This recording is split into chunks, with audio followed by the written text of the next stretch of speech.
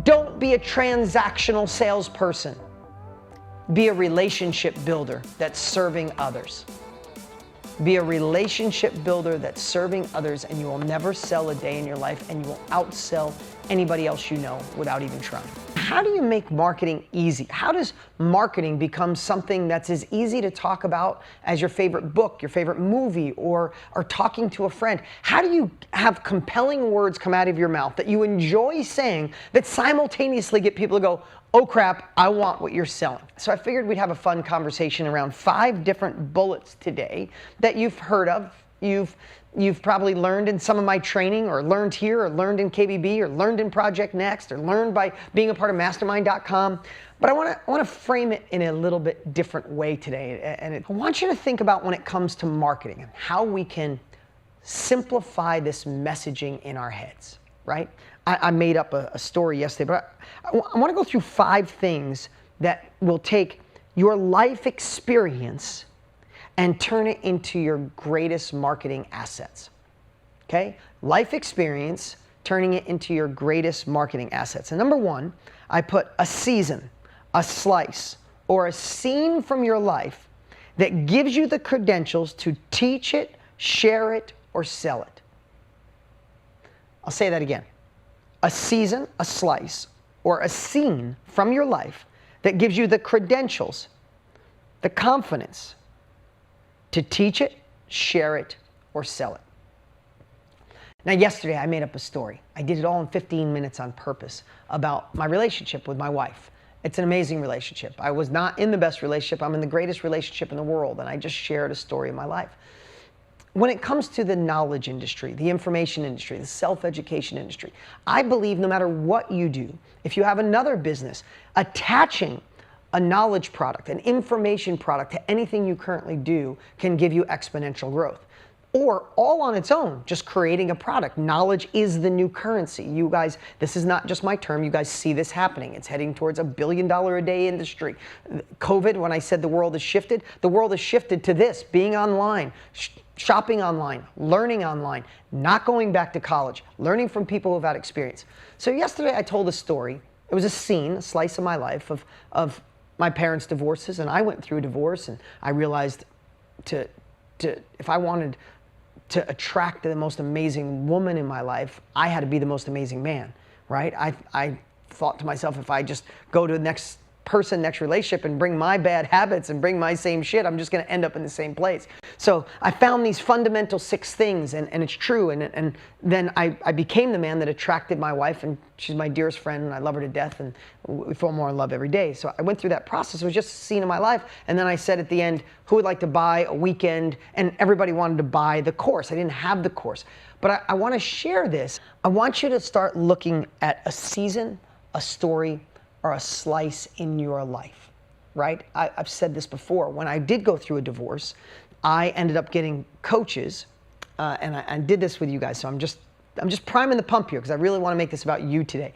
But when I went through divorce, I went back to all my fear of my parents divorcing. It was ugly, and they hated each other, and the fighting, and it was just, right? We all have our own stuff.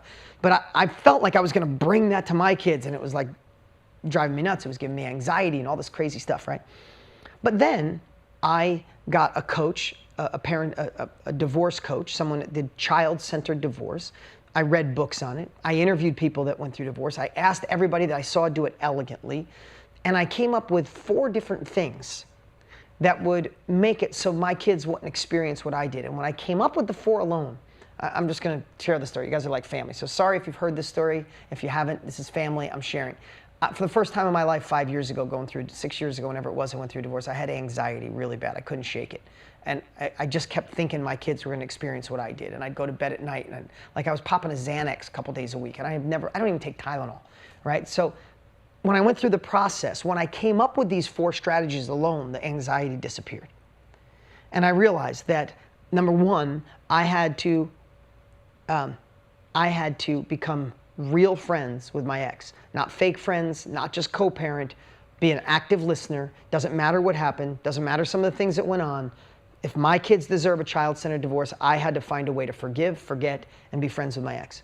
Number 2, I had to bring someone in my life that would appreciate my kids like their own and just respect that, or else I would have been alone forever. I had to find boundaries and guidelines that we raised our kids the same way in separate houses, right? And we came up with the values we wanted to instill, not just the rules, but who do we want our children to be at the core when no one's watching, right? And then the third thing is, how do we emulate and replicate things in two different houses that feel comfortable for kids, especially they were at a really, 8 and 10 or 9 and 11 they were, right? So I came up with these 4 things. My anxiety went away and I started to implement. And sometimes, my ex and I weren't on track, and then I met, after my divorce, I met my current wife, Lisa, and bringing all those pieces. But when I stuck to those core principles, I watched my kids be stronger than they ever were. I watched them get to experience real love with my current wife, where we hold hands and we respect each other. And I watched them watch their mom just expand and become the better version of herself. And I watched them how there was no contention. The reason I'm sharing this story is because that was a horrible mess in my life. It was a scene. It was a slice of my life. But there's an absolute fact. My kids are thriving now. They do not feel any weirdness when they go back and forth to different houses.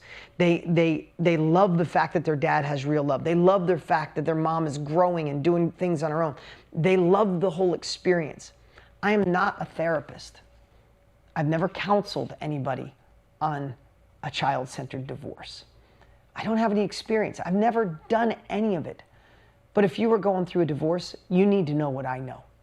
And in 2 minutes, I can take that story, some of it painful, some of it breakthrough, some of it where I was so scared and having a glass of wine at night just so I could calm my head down. I don't even drink coffee, just being honest. I don't take Tylenol. I don't even drink coffee because I don't want to be reliant in the morning to say, I don't feel good until I buy caffeine. So I refuse to drink coffee because I don't want to be reliant on anything. And I was finding myself wanting to pop a Xanax or wanting to drink a glass of wine. And I knew I had to do something, right? But going through that pain, going through that journey, reading the books, getting a counselor, interviewing people, and then applying it and having a great outcome. Who feels that I'm qualified, if you're going through a divorce, that I could help you make your kids be secure and safe, right? Now, if you were going through divorce, those of you that aren't, no big deal. You might be going through divorce, don't have kids, or you never went through divorce, you're happily married. None of you should be listening to that. But if you were going through a divorce and you have children, if I didn't even do a full call to action, who would pay me $297 for a weekend Zoom workshop to teach you everything, those 4 fundamental pieces I used, right? Now, I got to ask you, did I make a big sales pitch? Are you offended that I told you that story? Are you offended that I would ask for $297 to share that experience, or $997 or $97?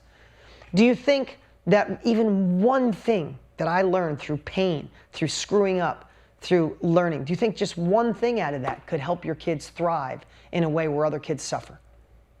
Right?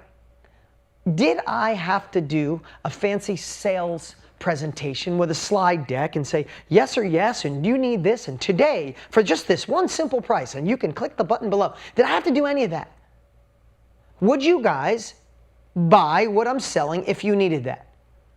So the reason I'm sharing that with you guys is I want to take away the fear of selling, the resistance to selling, because here's the thing.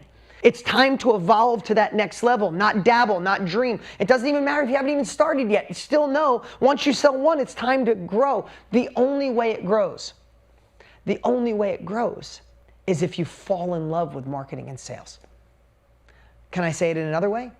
Fall in love with service.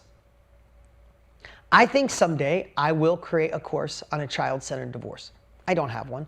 I want to do it. I might just give it away. Actually, I'm going to charge people, because if people don't pay, they don't pay attention, and I'll give all the money away. 100% of it, I'll give it away to kids in need or something like that. But if people don't pay, they'll be like, it's probably not that good. They pay $297, they'll go through the entire course. That's just unfortunate and true. I want to help take away all the fear of sales. I want you to learn that your life experience, being a storyteller, sharing your pain, being vulnerable, really is the foundation of sales without being a salesperson. And once you love selling, right? Once you love marketing, once you know how to use your life experiences to enhance it, let me ask you this, man. And this is not what I even planned on today, but I'm just going down this vibe. I'm going down this path. I hope it's cool. Hope you enjoy it. You guys having a fun time today? Leave me a thumbs up if you are. Okay. Think about this. When you have, and I've shared this, but not as deep as I'm going to right now.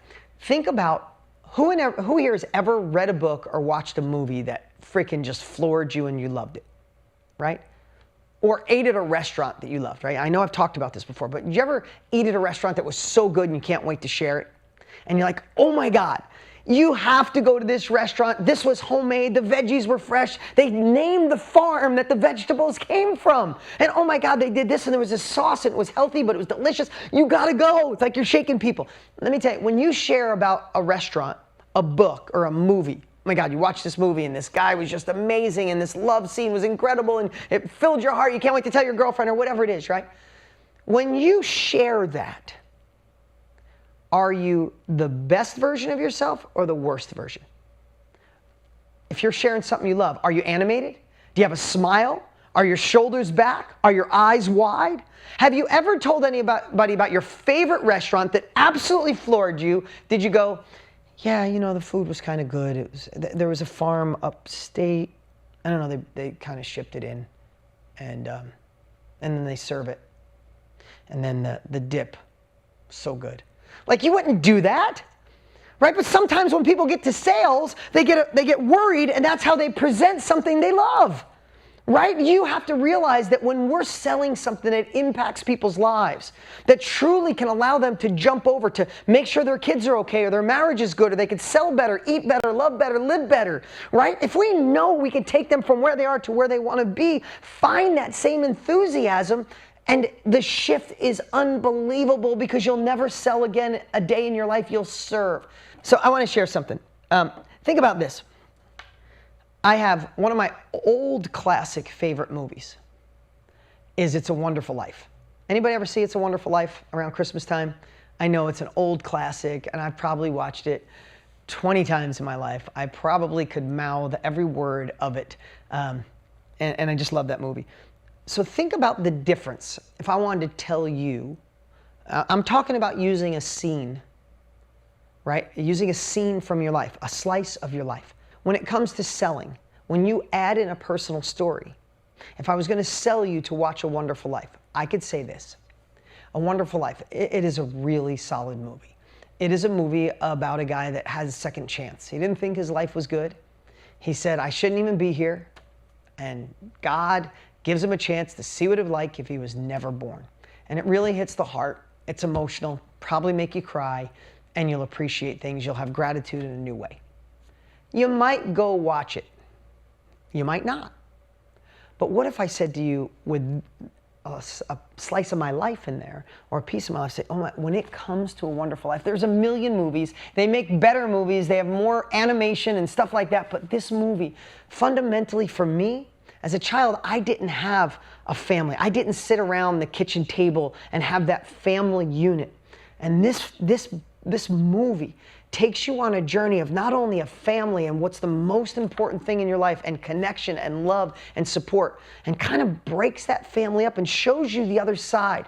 It gives this man the ability to see what really matters in life, and it helps me see what really matters in my life. I want to be a better dad because of this movie. I want to be blessed and grateful every day that I'm on this earth to fight another day, even if stuff goes sideways. Everything went wrong that you could imagine for this guy, and he still realized at the end of his life, he'd still rather be with his family with everything going wrong than anything else.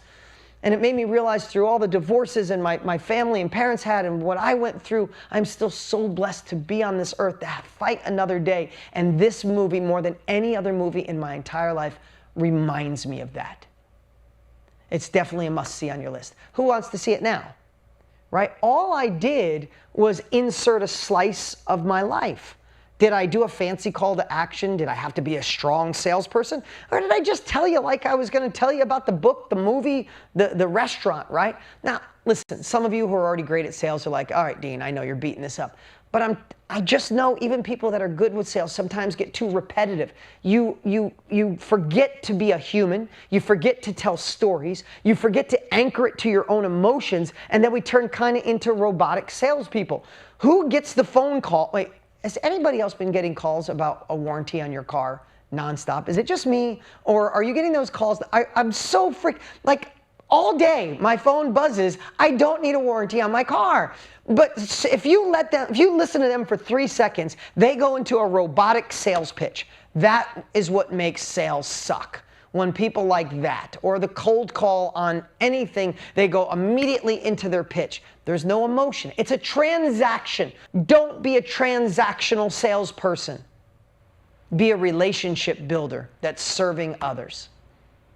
Be a relationship builder that's serving others, and you will never sell a day in your life, and you will outsell anybody else you know without even trying.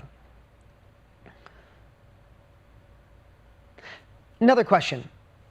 I talked about a scene, a slice, but remember, your mess sometimes is actually the thing that could qualify you. And here's the part that I love from Jenna Kutcher. Sometimes we feel like we got to be way on the other side of our mess before we share it. I was broke. I'm not broke anymore. I'm out of debt too, but I'm not rich yet. Let me share once I'm rich.